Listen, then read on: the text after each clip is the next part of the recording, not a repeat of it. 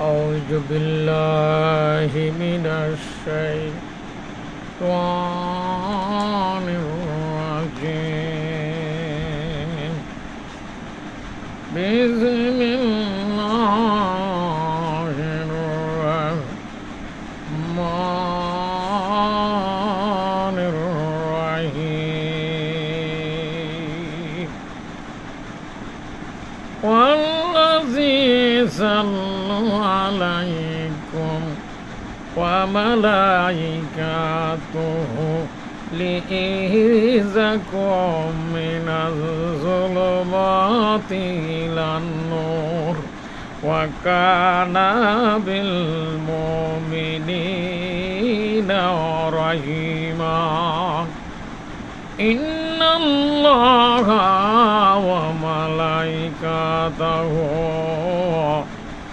يصلون على النبي يا أيها الذين آمنوا صلوا عليه وسلموا تسليما দুরুদ ও সালাম রসুল পাক সাল্লাল্লাহু আলাইহি সাল্লামের উপর, যারা সাহাবের উপর, পাক পঞ্জাতনের উপর, কুল আম্বেলের সালামের উপর, বার ইমামের উপর, খাজাগণের উপর, চায়ের তরিকার যত গাউস কুতুব পীর ওলিয়াল্লাহ গুজরে গেছেন সকলের উপর, হযরত হাকিম আব্দুল হাকিম মুজাদ্দেদ রহমতুল্লাহ আলাইহির উপর। আসসালামু আলাইকুম প্রিয় মুসলমান ভাই ও বোনেরা, দেশবাসী ও বিশ্ববাসী। আমি হাকিম ডাক্তার মুহাম্মদ মুস্তাফিজুর রহমান, খাস মুজাদ্দিদিয়া ন্যাচারাল দাওয়াখানা বাংলাদেশ থেকে বলছি।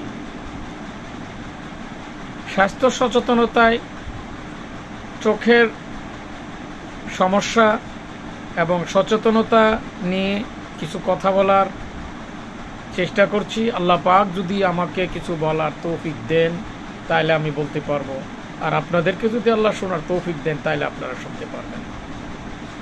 তাই আপনারা মনোযোগ সহকারে আলোচনাগুলো শোনার জন্য বিনীত অনুরোধ করছি। যখনই শুনেন, এখন শুনেন আর পরে শুনেন। তো যাই হোক, চোখ আল্লাহ পাকের একটা অপূর্ব নিয়ামত। এই জন্য আল্লাহ পাক কোরআন পাকে বলেছেন, আমি তাদেরকে চোখ দিয়েছি, কান দিয়েছি, অনেক নিয়ামত দিয়েছি, কিন্তু শুকরিয়া কম লোকই করে। তো যাই হোক, আল্লাহ পাকের এক অপূর্ব নিয়ামত এই চোখ। যার চোখ আছে সে চোখের মর্ম দিতে বুঝে নাই, আর যার চোখ নেই সে বুঝে চোখ না থাকার কি মর্ম, কি গুরুত্ব। যাই হোক, চোখের রোগ বা সমস্যা, চোখের সমস্যা বলতে দৃষ্টিশক্তি কমে যাওয়া, চোখে ব্যথা, চুলকানি, জ্বালা, পানি পড়া, ঝাপসা দেখা, আলোতে অস্বস্তি বোধ করা, এমন বিভিন্ন উপসর্গকে বোঝায়। এর মূল কারণ হচ্ছে প্রথমত অতিরিক্ত, বর্তমান বাংলাদেশের যে প্রেক্ষাপটে অতিরিক্ত মোবাইল, ফেসবুক, কম্পিউটার ইত্যাদি ব্যবহার করার মাধ্যমে চোখের জ্যোতিশক্তি এবং পাওয়ার বিভিন্নভাবে করে যায়, মূলত চোখের অপব্যবহারের কারণে। দ্বিতীয়ত, চোখে ধুলাবালি, ধোঁয়া বা জীবাণুর প্রবেশের কারণে চোখে বিভিন্ন সমস্যা, ব্যাকটেরিয়া বিভিন্ন কারণে চোখে সমস্যা দেখা দিতে পারে। তৃতীয়ত, ভিটামিন এ, সি, ই এর অভাবে চোখে সমস্যা দেখা দেয়। ডায়াবেটিক্স এবং উচ্চ রক্তচাপের কারণেও চোখের বিভিন্ন সমস্যা দেখা দেয়। দীর্ঘক্ষণ পড়াশোনা চোখে চাপ সৃষ্টি করা, তাতেও চোখের সমস্যা দেখা দেয়।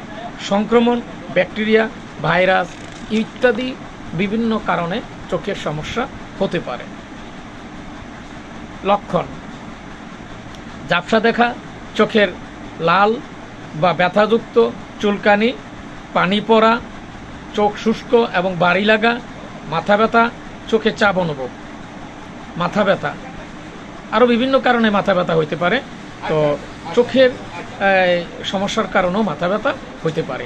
বিশেষ করে চোখ, নাক, কান, গলা, মাথা, এটা একই সাথে একটার সাথে আরেকটা,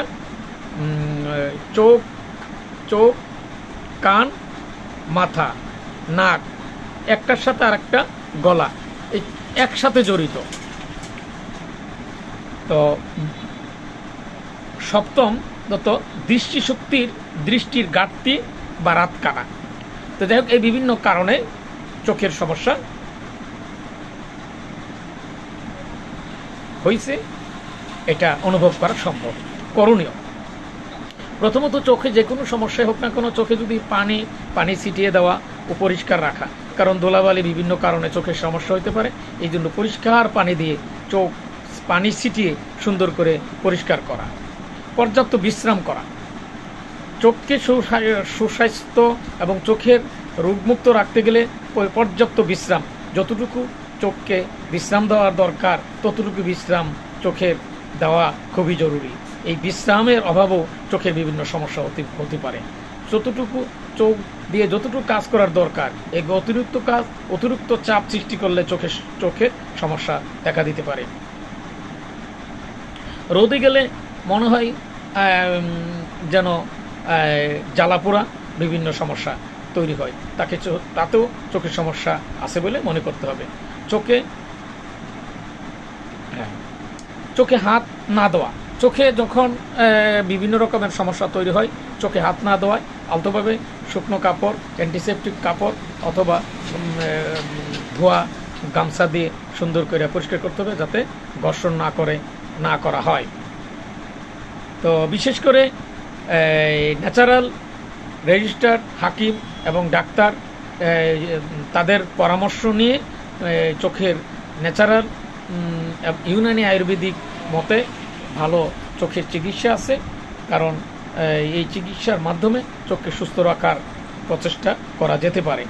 নিয়মিত চক্ষু বিশেষজ্ঞদের পরামর্শ নেওয়া, চোখের যে কোনো সমস্যায় অ্যালোপ্যাথিক বা যে কোনো টোটকার কাছ থেকে ওষুধ না খেয়ে, কারণ চোখ একটা মারাত্মক, অনেক সময় বিভিন্ন ওষুধের প্রতিক্রিয়ার কারণে চোখ নষ্ট হয়ে যেতে পারে এবং চোখে বিভিন্ন নতুন সমস্যা তৈরি হতে পারে।